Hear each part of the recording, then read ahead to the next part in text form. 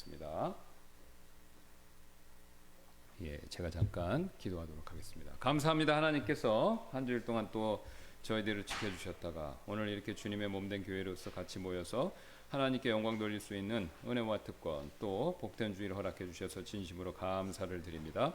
예수 그리스도를 통해서 우리를 구원해 주시고 날마다 우리에게 섭리적인 손길을 통해서 은혜를 베풀어 주시는 분, 바로 하늘에 계신 우리 아버지이십니다. 우리가 그분께 온 마음을 다해서 하나님께 영광을 돌려드릴 때 하나님께서 기뻐 받아주시고 또 큰 영적인 복으로 우리를 채워주시사 우리의 마음이 흡족하고 또 주님 안에서 기쁘고 감사하고 즐거울 수 있는 그런 복된 주일이 되도록 성령께서 역사하여 주옵소서. 부족한 제가 또 하나님의 말씀을 지금 아침에 우리 사랑하는 성도분들에게 전할 때 또 여기 계신 분들 라이브 스트림을 통해서 보시는 분들에게 꼭 필요하고 유익한 말씀이 되도록 하나님께서 큰 은혜를 베풀어 주시기를 원하며 감사드리며 모든 말씀 예수님의 존귀하신 이름으로 기도드렸습니다. 아멘. 우리 계속해서 구약 성경의 개관 살펴보는 시간 갖도록 하겠습니다. 그래서 지난번에 제가 나눠드린 유인물을 봐주시면 그 3쪽에 그리스도는 성경의 각 부분의 주제가 된다라고 해서 구약 39권, 신약 27권, 그래서 이거 나누는 법을 말씀드렸죠. 그래서 약간 복습을 해서 말씀드리면 여러분들이 이제 어디 관광지를 가세요. 이제 그래서 유명한 공원, 국립공원, 국내든 해외든 이렇게 가시면 그러면 이제 그 국립공원 이렇게 자연 상태에 있는 공원을 딱 가시면 경치가 참 아름답죠. 그래서 참 이쁘고 아름답다.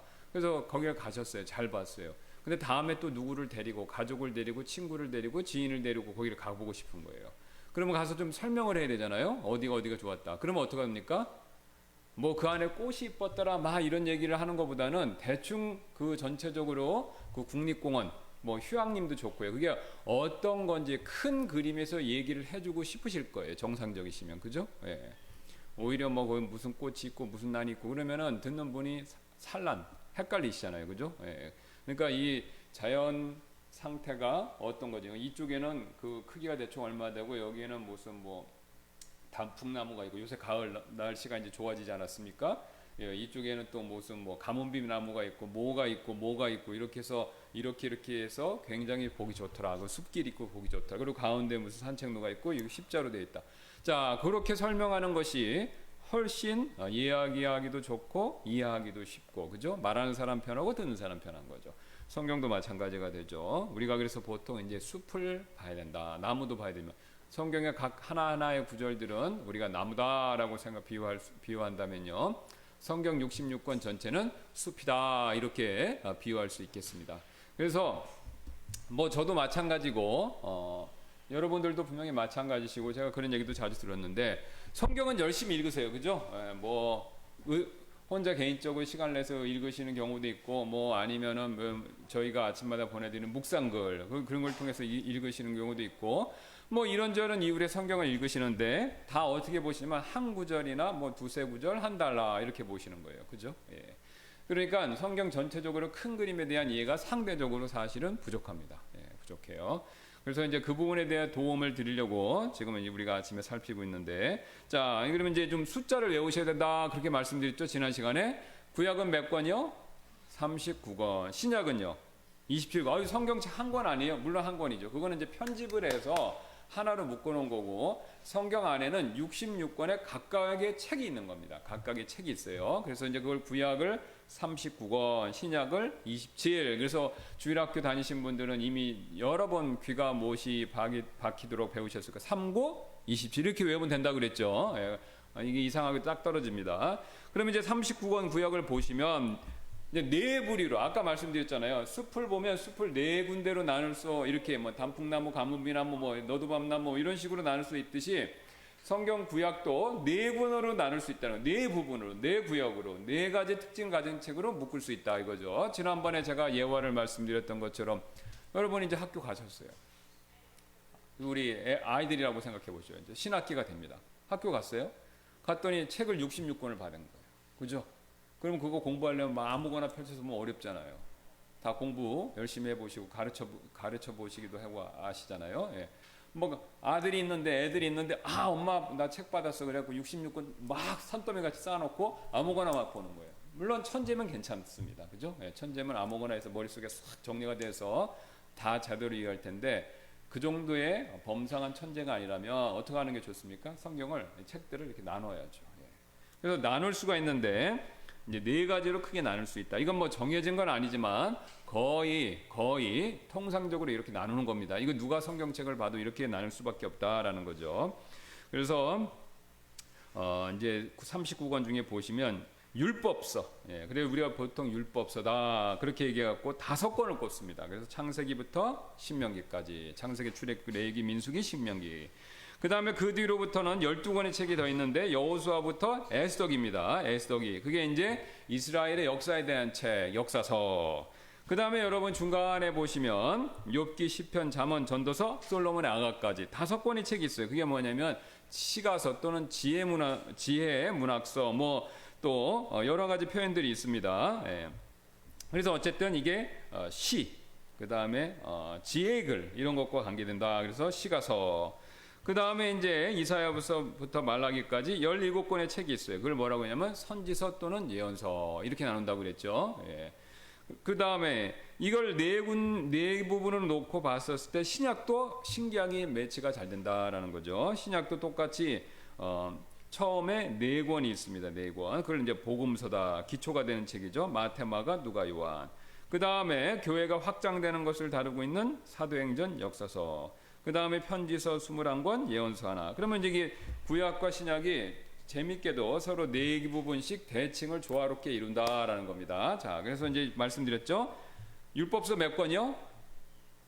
자, 외우셔야 됩니다. 몇 권? 5권. 그 다음 역사서는요? 12. 그 다음 다시 시가서가 또 재밌게 5이에요. 그 다음에 선지서가 몇 권이에요? 17. 그러니까 17은 12보다 또 5이 빠지는 거예요. 그러니까 5, 12, 5, 17 이렇게 생각하시면 돼요. 예. 그 다음에 신약은요, 4권, 마테마가 누가, 이건 잘 아시잖아요. 그 다음에 사도행전 역사서 1권, 그 다음에 편지서 몇 권이요? 21권, 계시록 하나. 이것도 4일, 20일, 2일 이렇게 외우기 굉장히 쉽죠. 예. 자, 이렇게 해서 양쪽씩 4부분으로 나눌 수 있다라는 겁니다. 그래서 이제 개요를 살펴보도록 할 텐데요. 뒤로 넘기셔서 4장 보시면, 그럼 율법서를 먼저 보도록 하겠습니다. 그래서 성경의 첫 5권, 그래서 보통 모세오경이다. 그래서 페나툭이라고 부르고, 뭐 영어로는요, 뭐 이제 정확한 라틴어에서 온 건데, 그래서 첫 번째 5권 이렇게 얘기합니다. 모세오경, 모세의 책이라고 그러죠. 모세가 썼기 때문에 그렇습니다. 그래서 하나님께서 이스라엘 민족을 선택하시는 내용이 나오죠. 창세기. 그래서 지난번에 말씀드렸던 것처럼 창세기는 스케일이 큽니다. 온 우주 이 세상 만물에 대한 창조부터 시작해서 어떻게 됩니까? 누구로 좁아지죠? 점점 좁아져서 누구로요? 아브라함. 12장부터는 이제 아브라함 되는 겁니다. 그래서 아담부터 그러니까 온 인류의 창조, 우주의 창조, 이 세상의 창조부터 시작해서 아브라함. 그 아브라함부터 해서 쭉 내려온다. 이렇게 돼 있죠. 그래서 선택에 대한 내용이 나오고, 그 다음에 뭐 출애굽기는 엑소더스 자체가 탈출이잖아요. 영어 사전 뭐 영어 공부 잘하시니까 아시잖아요. 엑소더스 사전 찾아보면은 탈출 이게 뜻이지 않습니까? 그러니까 탈출하는 내용이 나온 거고, 그걸 이제 우리가 구속받았다 그러죠. 그 다음에 레위기는 이제 그 안에서 이스라엘 백성들이 하나님을 어떻게 섬겨야 되는지, 어떻게 섬겨야 되는 거에 대한 내용을 자세히, 그 율법의 규칙들을 굉장히 자세히, 어떨 때 보면요 지겨울 정도로, 그죠? 예. 그래서 뭐 이런 얘기들을 많이 합니다. 잠 안 오실 때 보면 수면자 같은 역할하는 책 중에 하나가 레위기다. 이게 왜 그렇습니까? 왜 그렇죠? 봐도 몰라서, 그죠? 예. 근데 지금도 모릅니다. 성경학자들이, 구약학자들이 이제 보통 약간 참고해서 말씀드리면 성경을 연구할 때 보통은 신약학자보다는 구약학자를 좀 더 쳐줘요. 왜냐하면 구약이 훨씬 어렵습니다. 공부할 게 훨씬 많은 거예요. 신약은 열사도 짧고 100년 미만으로 성경책이 기록되어 있고 100명 정도 안에, 구약은 그보다 한 1400년 정도 이렇게 좀 기록되기 때문에 이거를 다 연구해야 됩니다. 그래서 구약 연구는 굉장히 어려워요. 그래서 이런 뭐 얘기를 제가 직접 듣기도 하고 뭐 이런 얘기가 이제 떠돌기도 하는데, 이제 요새는 이제 예루살렘, 우리나라에서도 그 이스라엘로 유학을 많이 갑니다. 그래 가는데 이제 그 예루살렘 대학이 유명하거든요. 예, 거기 가면 이제 가서 인터뷰를 한다고 그래요. 그 교수님들이. 그래서 교수 인터뷰를 하면은 그러면 왜 왔냐? 왜 공부하라냐? 그러면 제가 여기 와서 구약 말씀, 토라, 오경이죠. 이걸 좀 공부하러 배우려고 왔습니다. 그러니까 그러면 농담 반 진담 반으로 이런다고 합니다. 우리도 잘 모르는데 뭘 배우러 왔냐 그런다고 그래요. 예. 굉장히 어렵다는 겁니다. 굉장히. 특별히 이제 레위 같은 거 보면은 뭐 제사 제도가 나오는데 왜 그렇게 해야 되는지 잘 몰라요. 지금도. 목적은 알죠. 근데 방법이 왜 그런 식으로 해야 되냐 그거는 잘 몰라요. 물론 여러 가지 입장은 있지만 그걸 들었을 때 속 시원하게 그게 속 시원하게 이렇게 확 와닿는 설명은 아직도 없습니다. 예. 그래서 물론 이제 그게 이제 죄의 사함과 관계된 거, 거룩한 삶에 관계된 거라는 건 아는데 구체적인 방법이 왜 이걸 꼭 이렇게 해야 되냐 이거에 대해서는 굉장히 아직도 모르는 게 많다라는 겁니다. 그 다음에 이제 그 인도 민수기 출애굽기와 같이 이제 인도 반동 특히 광야에서의 생활에 대한 내용이 중점적으로 나와 있죠. 민수기가. 그래서 민수기 내용이 그걸 살피고 있고 인도바심에 대한 내용. 그 다음에 이제 신명기는 지난번에 말씀드렸던 것처럼 신명기 새로운 명령이에요. 그러니까 출애굽했던 세대는 광야에서 40년 동안 범죄함으로 인해서 다 죽었습니다. 여호수아 갈렙 빼놓고 가나안에 못 들어갔어요. 그 다음에 이제 그런 가나안 들어가기 직전에 광야에서 태어난 세대가 있잖아요. 그러니까 광야에서 태어난 세대들은 출애굽을 안 겪었기 때문에 우리 그러니까 시내산에서 언약을 받고 모세가 준 율법에 대한 내용을 몰라요, 사실은. 그러니까 한 번 더 모세가 자기도 못 들어가기 때문에 리마인드를 한번 시켜주는 게 바로 뭐냐면 신명기. 그러니까 옛날의 명령을 다시 한번 되새김질하게 해준다 이겁니다. 그래서 신명기가 되면서 5권 율법서가 마무리가 되는 것이죠. 자, 그래서 이제 누누이 말씀드렸지만 성경의 가장 큰 그림, 가장 큰 주제는 누구다? 예수 그리스도이시다. 예, 그게 물론 무조건 성경을 들여다놓고 이게 예수님이다, 이거 모형이다 이렇게 해석하면 좀 과장되고 억지 해석입니다. 그렇죠?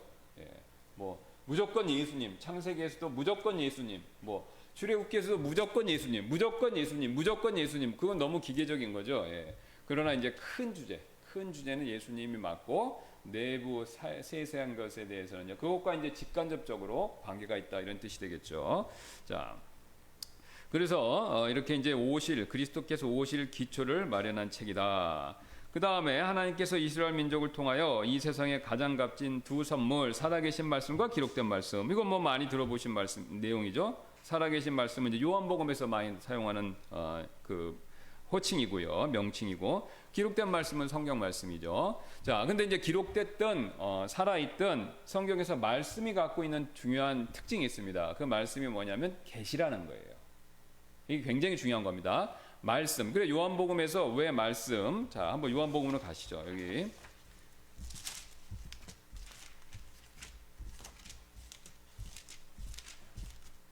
요한복음 1장으로 한번 가시면요. 처음에 말씀이 계셨고 말씀이 하나님과 함께 계셨으며 말씀이 하나님이셨더라. 그러니까 이게 말씀이 하나님 처음에 있었고 하나님과 함께 계셨고 말씀이 하나님이셨더라.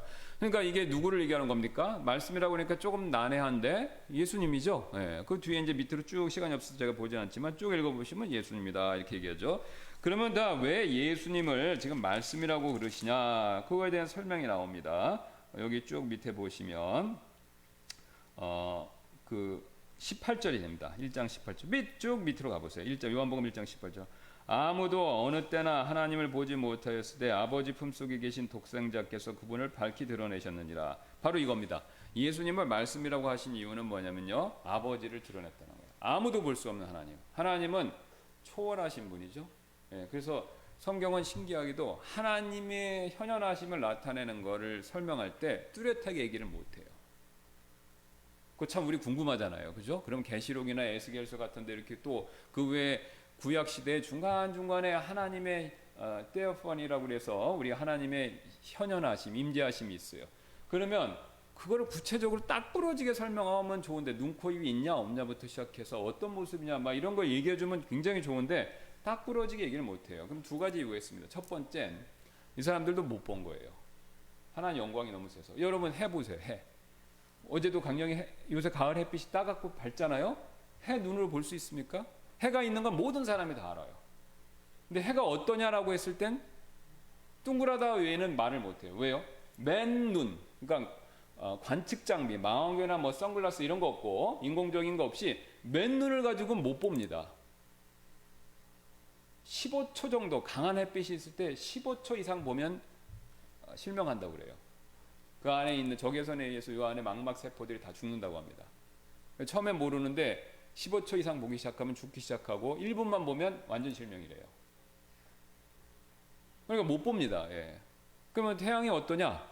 동그랗고 밝다. 이 얘기 외에는 못해요. 자세한 건요 모르죠. 근데 지금은 이제 과학이 발달하니까 다른 관측 장비로 보니까 뭐도 있습니까? 뭐 거기 흑점이란 것도 있고 뭐도 있고 이렇게 아는 거죠. 맨눈으로는 모른다는 거예요. 예. 하나님도 마찬가지입니다. 그러니까 하나님은 빛 가운데 계시고 영광 가운데 계세요. 예, 빛을 성경은 영광이다. 또 영광을 빛이다 이렇게 설명을 하죠. 그러니까 태양빛보다 더 강한 영광 가운데 계시기 때문에 실제 하나님의 임재하심이나 천국에 가서 하나님 뵀을 때 제대로 못 본 거예요. 그러니까 말을 못 하는 겁니다. 보긴 봤는데 뭐라고 표현을 못 하는 거예요. 게다가 그 모습은 비교가 안 돼요. 이 세상에 있는 모든 사물은 서로 다 비교할 수 있어요. 그렇죠? 근데 하나님은 창조주이시기 때문에 이 세상에 있는 그 어떤 것과도 비교가 안 되는 거예요. 비교 불가합니다. 비교가 불가. 여러분 만약에 유명한 누구 운동선수가 있어요. 만약에 예를 들어서 100m 달리기인데 몇 초죠? 58초인가요? 1분 안 되죠 요새 100m. 네? 10초 그렇죠? 10초. 그럼 1초에 뛰었다고 생각해요. 준비 시작 딱 그럼 어떻게 될까요? 마치 영화 이런 것처럼 이렇게 빛이 이렇게 샥 지나가는 이렇게 되겠죠. 전철이나 이런 데 영화 보면 이렇게 싹 지나가는 모습이 있지 않습니까? 1초 그러면 이렇게 될 거 아니에요. 그죠? 예. 아니면 조금 더 2, 3초 정도면 이렇게 1초면 저기가 아니고 그냥 깜빡하는 사이 저리 가는 거니까 2, 3초다 그러면 이렇게 씩 지나가는 거. 그러면 이 씩 지나가는 걸 어떻게 설명합니까? 그죠? 생물체 중에 이렇게 빨리 달릴 수 있는 게 없잖아요. 이렇게 싹 이렇게. 요즘에 영화로 이렇게 필름을 조작하니까 이렇게 보이는 것처럼 하는 건데 실제로 그러니까 이게 창조물, 자연물 중에서도 이게 비교하기 어려운 것들이 있는데 창조주 하나님 어떻습니까? 굉장히 어려운 거죠. 그러니까 봐도 설명하기가 굉장히 어려운 거예요. 이게 제대로 보기도 어렵고 봤어도 설명이 어려운 거예요. 왜? 비교해서 해야 되는데 똑같은 게 없으니까 비슷한 것도 없으니까 그걸 맞춰서 얘기하기가 굉장히 어려운 거예요. 여러분 만약에 요즘에 우리가 세계 해외여행 자유롭게 되고 우리나라가 또 이제 수입도 많이 하고 수출도 많이 하니까 다양한 음식이 있잖아요.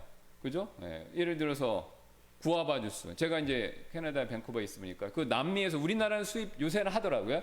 그때는 잘 아는 과일들이 있어요. 생긴 것도 이상하게 생겼어요. 꼭 알록달록하고 그래갖고 그러면 그걸 먹어봤는데 시큼달큼 맛이 굉장히 형용하기가 어렵습니다. 그러면 그걸 맛이 시큼달콤하다 그랬는데 그게 설명하기가 굉장히 어렵더라고요. 네. 그죠? 노란 수박. 네, 제가 이제 미국에서 처음 노란 수박 봤는데 2004년인가 그때 5년 처음 봤는데 노란 수박을 그래서 딱 잘라서 사다 보니까 진짜 노란 거예요. 그러면 노란 수박 그러면은 설명이 어려운 거예요. 그죠? 지금 노란 수박 많죠, 우리나라에도. 네. 그거 어렵잖아요. 그죠? 네. 수박이 노란다는 걸 생각해 본 적이 없으니까. 자, 마찬가지입니다. 그래서 하나님은 비교가 어려워요. 사실 엄밀한 의미에서 불가능합니다. 네. 그 다음에 세 번째는 하나님 자신이 잘 안 보여주세요. 이 세 번째도 굉장히 중요한 이유가 있습니다. 왜냐하면 하나님이 자신을 다 드러내시면요 우리는 압도돼서 죽습니다. 네, 압도돼서 죽어요. 아주 쉬운 예로 이건 약간 우리 그리스도인에서 부적절한 비유가 될 수 있지만 이해를 돕기 위해서 딱 있는데 요즘에 이제 연예인들 인기가 많잖아요. 근데 미남도 굉장히 많잖아요. 예, 근데 저도 들은 얘기인데 제가 본 적은 별로 없는데 실제로 이 TV에 나오는 사람들 굉장히 멋있게 생겼대요. 이쁘고 실물로 보면 굉장히 실제적으로 더 그렇다고 합니다. 그래서 이게 사람들이 딱 보면 깜짝 놀란다는 거예요. 굉장히. 예. 그러면 이제 세계 최고의 미남 미녀 스타가 있다고 생각해보세요. 그걸 보면 어떻게 될까요? 깜짝 놀라겠죠? 근데 너무 멋있어요. 그러면 심장마비. 그죠? 예. 아주 가끔 심장이 약한 분들은 자기가 좋아하는 스타를 보다가 심장마비 걸리는 사람이 아주 드물게 있어요. 그죠? 예. 그럼 이제 심장에 문제가 있어서 그런 거지 보통 그런 건 아니죠. 그런데 하나님은요, 건강하다 하더라도 하나님의 영광을 fully, 완벽하게 보면요, 충격을 받고 죽을 수가 있습니다. 모세한테 그렇게 얘기했죠. 보여주면 보여달라고 하니까 보고 살 자가 없다고 그랬잖아요. 등 뒤로 가시는 영광만 보여준 거죠. 태양을 보면 눈을 멀듯이 하나님의 영광을 보면요 눈만 머는 게 아니라 죽습니다. 왜?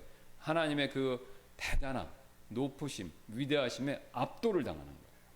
요새는 권력자, 대통령, 왕에 대한 권한이 굉장히 축소됐어요. 그죠? 예. 근데 조선시대 때까지만 해도 굉장히 강했어요. 물론 서구도 마찬가지고 왕을 본다는 거 상상할 수가 없는 거예요. 그 옛날에 사극 같은 거 보면 어떻게 됩니까? 이렇게 가려놓고 못 보게 하잖아요. 그죠? 예. 그러니까 왕이 뭐 대단해서 그러니까 잘생기고 그렇다는 뜻이 아니라 괜한한 권력을 갖고 있고 그 왕 앞에 선다는 게 굉장히 두려운 거라는 거죠. 예.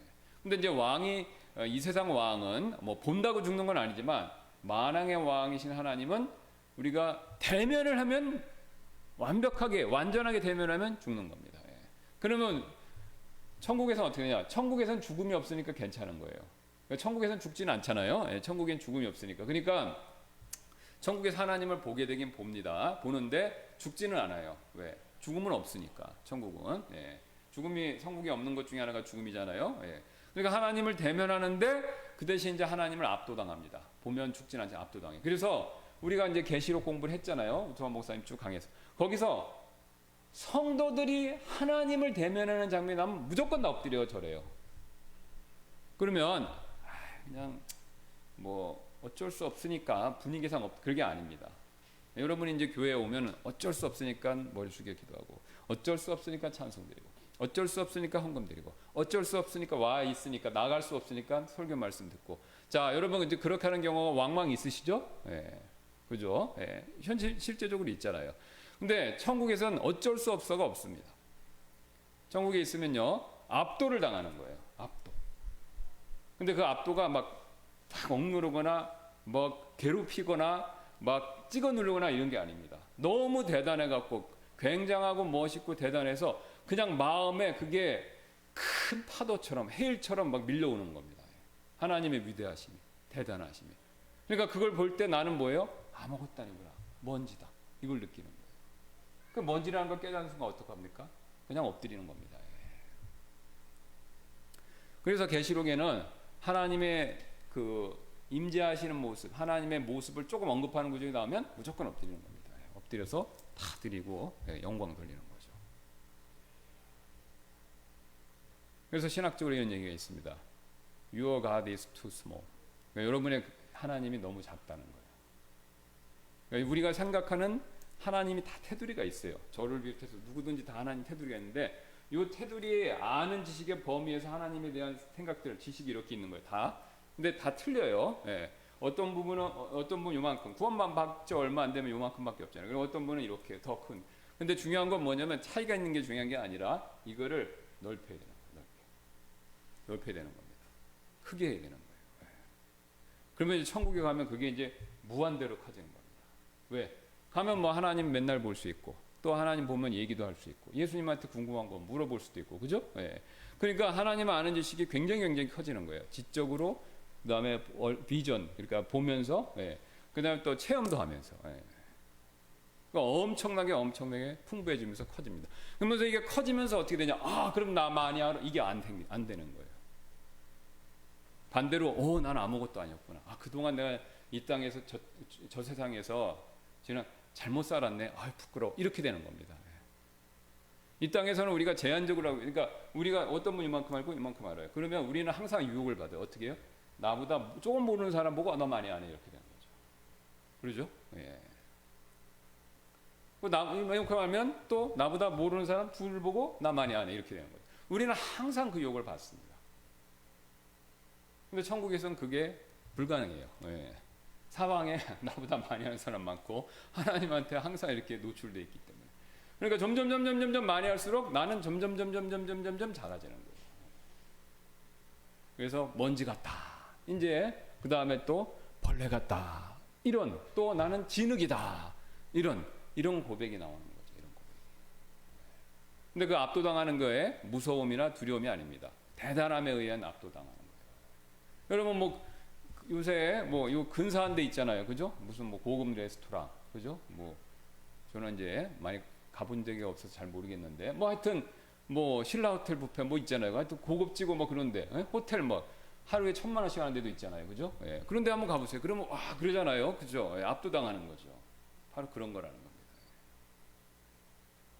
그러니까 여러분이 하나님에 대해서 상상하는 거 알고 있는 것보다 하나님은 훨씬 더 크세요. 훨씬 더. 요 사실을 아는 게 중요합니다. 요 사실을.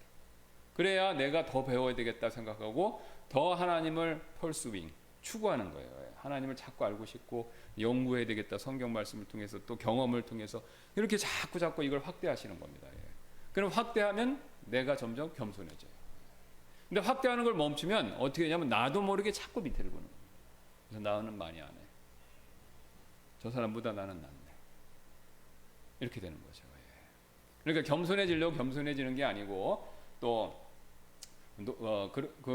뭐 압도당하려고 해서 압도당하는 게 아닙니다. 이런 원리가 존재하기 때문에 그 원리에 맞춰서 하면 저절로 겸손하게 되는 거죠. 자, 그래서 우리가 이제 하나님의 말씀이라는 것은 계시다. 그러니까 뭐냐면 하나님이 자신을 보여주시는 거예요. 자, 그러면 이제 왜 말씀이라고 그랬냐? 이유가 있습니다. 천국에서는 직접 보니까 상관없어요. 근데 천국에서 그런 세 가지, 네 가지 정도의 제약 조건이 있기 때문에 하나님이 할 수 없이 말로 자신을 가르쳐 주시는 거예요. 다시 한번. 이렇게 직접 보면은 이런 문제가 있기 때문에 어쩔 수가 없는 거예요. 그러면 이제 하나님께서 우리한테 가르쳐 주셔야 되는데, 자신을 알려주셔야 되는데, 받는 쪽에서, 그걸 받아들이는 우리 쪽에서 문제가 있는 거예요. 그릇이 너무 약한 거예요. 깨질 수가 있는 겁니다. 너무 큰 걸 담았기 때문에. 그러니까 하나님이 안 되겠다. 말로 가르쳐 주시는 거예요. 말로. 그래서 말씀이다라고 하는 것은 뭐냐면 하나님이 자신을 우리한테 알려주시는 가장 현 시대에서 이 세상에서 중요한 방법이 되는 거예요. 그럼 왜 말로 가르쳐 주는 게 중요하냐? 자, 보세요. 저하고 여러분이 얼굴과 마주대고 있는데 제가 마음속에서 나오는 거를 말로 여러분한테 알려드리는 거예요. 그죠? 제가 아는 거를, 제가 아는 지식을, 제가 아는 성경 지식을, 경험을 어떻게 여러분한테 전달합니까? 제스처로요? 수어로? 아니죠. 뭘로요? 말로. 그러니까 여러분이 이 말을 받아들이면 제 지식을 받는 거예요. 말이 그릇이 되는 거죠. 그러니까 그래서 하나님이 사용하시는 방법이 말씀, 성경인 겁니다. 기록된 글로 가르쳐 주시고 또 예수님은 직접 오셔서 가르쳐 주신 거예요. 그러니까 예수님이 하나님이시니까, 아들 하나님이시니까 직접 오셔서 그분이 가르쳐 주신 거예요. 그러니까 그분을 뭐라고 불러요? 살아있는 말씀이다. 그러니까 말씀은 계시고 계시는 하나님이 어떠함을 우리에게 알려주는 것이다. 이렇게 이해하시면 굉장히 쉬워요. 자, 그래서 이제 그렇게 이해를 하고 그러면서 이제 다시 한번 보도록 하겠습니다. 그래서 이 기록된 말씀과 살아계신 말씀을 주려고 하십니다. 그래서 이러한 일의 기초를 구약의 첫 5권에서 마련하신 것이다. 그래서 요한복음 1장 1절부터 18절 시간 있으면 꼭 읽어보세요. 그러면 바로 이 부분에, 그러니까 모세하고 자꾸 요한이 비교합니다. 모세하고 비교해요. 거기 보세요 한번. 자, 여기 나오죠? 그러면 1장 한번 거기 가서 다시 한번 보세요. 17절. 이는 율법은 모세를 통해 주셨을 때 은혜와 진리는 예수 그리스도를 통해 왔기 때문이라. 그죠? 율법은 모세를 통해서 왔는데 은혜와 진리는 예수님을 통해서 왔다는 거. 그러면 율법은 뭐 은혜와 진리가 없냐? 있죠. 율법에도 은혜가 진리가 있는데 이거는 구약에서 율법을 통해 주시는 은혜와 진리는 뭐냐면 간접적, 그림자인 거고 기록된 말씀이잖아요. 지금 예수 그리스도는 살아있는 말씀, 그죠? 충만한, 풍부한, 확실한 은혜와 진리를 우리에게 보여주셨다는 거죠. 그 방법 차이라는 겁니다. 자, 그래서 뭐 율법의 용례가 바울이 갈라디아서 로마서에서 부정적으로 사용된 것도 있고 또 하나님의 성품을 나타난다라는 의미에서는 긍정적으로 사용된 것도 있습니다. 그러니까 율법은 무조건 나쁜 거다 이렇게 생각하시면 안 되고 문맥에 따라서 율법의 긍정 부정의 역할을 잘 이해하셔야 됩니다. 자, 그래서 우리가 이제 이렇게 모세오경에 대한 걸 나와 있고 그래서 이제 거기 보겠습니다. 그 율법서 역사서 보시면 첫 번째 5권 기초를 제공하죠. 그 다음에 율법이라는 것 자체가 방금 제가 언급드렸던 것처럼 하나님의 성품을 얘기한다. 그러니까 다시 한번 말씀드리겠습니다. 10계명이 대표적인데 율법에 그럼 10가지 계명은 하나님은 자신은 다 지키시면서 우리한테 지키라고 그런 거잖아요. 그죠? 하나님은 안 지키면서 나한테 지키라고 그러면 위선이죠. 그러면 하나님이 아니십니다. 그러니까 하나님은 욕심 안 부리시는 거예요. 도둑질 안 하시고 거짓말 안 하시는 겁니다. 그러니까 하나님 10가지 계명은 또 부모 공경, 뭐 이제 부모 공경한다는 건 삼위일체 간의 아버지와 아들 관계를 또 우리가 적용해서 얘기할 수 있는 거죠. 그러니까 하나님은 10가지 계명을 다 지키시는 겁니다. 그러면 이걸 다 지킨다, 완벽하게 하나도 실수와 흠이 없이. 그럼 그걸 뭘 얘기합니까? 엄청 완벽한 사람이죠. 완벽한 존재죠. 그러니까 율법은 하나님이 이걸 다 지키신다는 걸 놓고 볼 때 하나님은 완벽하고 대단하고 흠이 없고 거룩하신 분이다라는 걸 알 수 있어요. 그러니까 하나님의 성품을 아는 거죠. 그러니까 근데 이제 그 율법을 우리한테 비추면 우리의 하자가 부족한 점이 나오는데 하나님께 율법을 비추면요, 하나님은 완벽한 분이시구나, 이게 나온다는 겁니다. 그래서 율법은 하나님의 성품을 보여주는 겁니다. 그 다음에 율법서는 이제 개인적일 수밖에 없죠. 왜요? 개개인에게 율법의 내용들을 적용해서 살펴내니까 하나님께 비추면 하나님의 성품, 나한테 비추면 나의 부족함. 그러니까 개인적이 되는 거죠, 특징이. 그 다음에 이제 율법서 율법 제정이 나오고, 그다음 역사서는 12권으로 되어 있고 이제 살필 내용인데요. 그 다음에 이제 설명을 합니다. 이스라엘 백성들이 어떻게 과정에 대해서 그 역사가 이루어지는지 설명을 하고, 그 다음에 이제 이스라엘의 행실, 여기 아까 말씀드린 거랑 그대로 생각하시면 쉽죠. 하나님께 비추면 성품, 나한테 비추면 부족함. 근데 그 부족한 걸 계속 비추는 게 역사서입니다. 이스라엘의 행실. 그리고 이제 역사서니까 당연히 민족적이죠. 이스라엘 민족에 대해서 얘기하고, 그 다음에 실제 훈련. 자, 여기다 밑에 한번 써놓으시기 바랍니다. 율법 제정 밑에다가 원리, 그 다음에 실제 훈련 밑에다가 실행. 자, 여기서 굉장히 중요한 또 원리를 우리가 배울 수가 있는데요. 중요한 진리를 배울 수 있는데, 자 보세요. 하나님이 5권을 율법서를 만드셨어요. 그 다음에 12권 역사서에 통해서 이스라엘 백성들이 그걸 훈련시키시는 겁니다. 그거를 적용시키시는 거예요. 그럼 여기도 왜 하나님이 이렇게 하셨냐? 이게 굉장히 중요한 원리죠. 하나님 첫 번째 원리를 만드십니다. 그다음 두 번째 그 원리를 실천하게, 실행하게끔 훈련시킨다는 거예요. 원리와 실천, 실행. 그러니까 원리, 실행, 원리, 실천. 뭐 실행, 실천 같은 말인데 원리와 실행, 이게 굉장히 중요한 겁니다. 이게 하나님이 정하신 거예요. 그러니까 우리의 신앙의 훈련이 있어서 중요한 게 뭐냐면 원리, 첫 번째 원리를 아셔야 돼요. 그 다음에 그걸 실행, 실천해야 되는 거예요. 이게 하나님이 세우신 굉장히 중요한 법칙이 되는 겁니다. 그러니까 원리를 알고 그걸 부지런히 연습해서 실천, 실행하는 거죠. 근데 그 원리를 알고 실행, 실천하는 데 있어서 이스라엘 백성들은 전반적으로 몇 점 받았습니까? 성공입니까? 실패입니까? 낙제 받았죠? 예, 이 실행을 잘 못했잖아요. 그러니까 이 고린도서신서에서 바울이 본보기. 근데 본보기인데 무슨 본보기입니까? 성공한 케이스가 아니라 실패한 케이스. 민족적으로요. 물론 그 개개인들을 훌륭한 사람들이 있죠. 근데 민족적으로는 총점에서는 실패했다. 그죠? 그걸 보여줍니다. 그래서 원리와 실행, 이게 굉장히 중요합니다. 그래서 이 사실을 하나님이 뭐 이스라엘 백성들만 원리 실행해 하시는 게 아니라 우리의 하나님이 창조하셨기 때문에 모든 삶의 영역에서 원리와 실행이 적용됩니다. 그러니까 여러분이 이걸 깨달으시면 굉장히 지혜로워지시는 거예요. 그러니까 원리를 파악하고 그 원리들을 열심히 실천하면요, 복을 받습니다. 근데 둘 중에 하나는 아마 안 돼요. 원리를 모르고 열심히 해도 시행착오가 있어요. 그럼 시행착오예요. 복을 받았다 못 받았다 그럽니다. 근데 원리만 알고 실행을 안 한다. 그래도 효과가 없어요. 그죠? 알기는 엄청 아는데 실행을 안 하는 거예요. 그러면 효과가 없죠. 그럼 제가 말씀드렸죠. 그걸 유튜브 신앙이다. 그래서 제가 지난번에 저희 아내가 이제 저를 같이 제가 허리가 안 좋아서 수영을 이렇게 가는데 저희 아내가 4가지 영법 중에 접영을 못 하는 거예요. 근데 그 접영을 하기 위해서 유튜브에서 접영 가르쳐 주는 방법은 뭐 영어로든 한국이든 그걸 엄청 많이 봐요.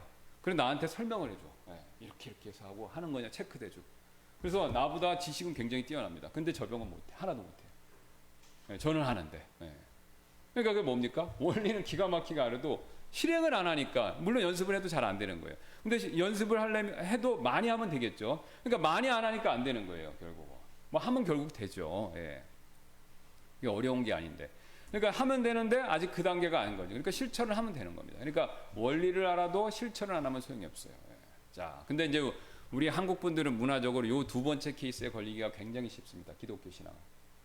우리는 유교, 공부, 그 다음에 최근 들어서는 이게 이제 근대화가 되면서 이게 공부 굉장히 강조하죠. 뭐 그거는 당연한 겁니다. 우리 같이 인구도 적고 한반도 분단되어 있고, 그죠? 삼면이 바다고 지하자원 없는데 우리가 잘할 수 있는 건 인적 자원밖에 없고, 그 인적 자원 훈련시켜서 우리가 그걸로 인해서 여러 가지 뭐 지식 사업 같은 것도 해야 되고 뭐 산업도 해야 되고, 이게 뭐 굉장히 훌륭한 거예요. 이게 성공했잖아요. 그러니까 전 세계에 주목하는 겁니다. 그러니까 외국 사람들 와서 지금 살고 좋다는 얘기도 있는 거죠. 다 좋다는 건 아니지만 이게 성공한 케이스예요. 자, 그래서 이게 한국은 성공한 문화가 되는데 문제는 우리 그리스도인들이 그런 문화에 살다 보니까 요 생각을 갖고 있는 겁니다. 교육 굉장히 중요하다. 그러니까 그 생각을 갖고 교회에 오는 거예요. 구원받고 그 다음에 성경을 열심히 배웁니다. 자, 근데 거기서 멈춥니다. 왜? 세상에서 공부 열심히 해서 명문대학교 가면 자동으로, 요새는 많이 악화됐지만 자동으로 좋은 직장 가는 거예요. 그러면 삶이 윤택해요, 상대적으로. 이게 공식같이 이어지는 거 있는 거예요. 그러니까 그거에 익숙해져 있기 때문에 교회 와서도 성경 말씀 많이 배우고 막 쓰고 외우고 막 내가 막 성경 책도 많이 읽어서 지식을 많이 늘렸어요. 자, 근데 거기서 멈추면 소용이 없는 겁니다. 실행으로 가야 돼요. 실행. 자, 용서하라는 거 제가 굉장히 많이 말씀드렸는데 그거 다 하세요. 구원받으면 다 합니다. 왜? 자기도 용서받았으니까. 근데 용서받았지만 알지만 실천을 안 하면요. 실천을 안 하면 소용이 없는 겁니다. 소용이 없어요. 근데 이제 여기서 함정이 있죠. 용서에 대한 가르침을 많이 배워갖고 풀코스로 12주 막 뛰고 무슨 프로그램 무슨 학교 이런 거 다 해서 다 알았어요. 근데 다 아는데도 내가 하지 않으면요 결국은 헛건데 하나님 보시기에는 나띵인데 나는 반대로 굉장히 나는 용서를 잘 하고 있는 사람이라고 착각을 합니다. 이 실수를 한 대표적인 사람들이 누굽니까? 바리새인들. 율법 지식은 엄청 많았잖아요. 예수님이 그들의 가르침 받아들이면 행위는 본받지. 그래서 손가락 하나 까딱 안 한 거죠. 그러니까 머릿속으로는 많이 알아도 실천을 안 하면 신앙이 하나님께 인정받을 수가 없는 겁니다. 그러니까 이건 저와 여러분이 다 그렇게 돼 있어요.